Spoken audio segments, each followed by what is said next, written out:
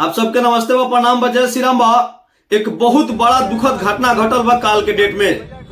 जी हाँ, रितेश पांडे अपना भोजपुरी के उभरता हुआ कोहिनूर के काल एक्सीडेंट हो गई, लेकिन बाल बाल बच गई। बड़े माँ भवानी के कृपा बा, भगवान के कृपा बा कि उनका कुछ ज्यादा भइल नहीं थे।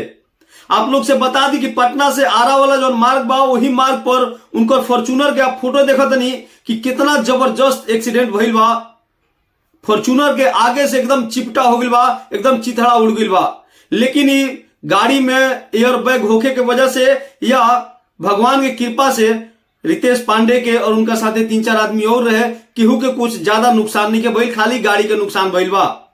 लेकिन एक और खबर बा, आप सब 2-4 दिन पहले देखले हो जाकि जेएनयू में, जी हम बात कर रहे बानी जवाहरलाल नेहरू यूनिवर्सिटी दिल्ली में, कुछ देश विरोधी तत्व लिख दिले रहे कि ब्राह्मण बनिया देश छोड़ो, और वही मैटर पर एक रितेश पांडे के गाना आ रहा बा ब्राह्मण, जो ना गाना के मोशन पोस्टर काले आगे रहे आदि शक्ति फिल्म पर। अगर आप नहीं देखले देख सकते नहीं, और गाना हो सकता आज आ जाए।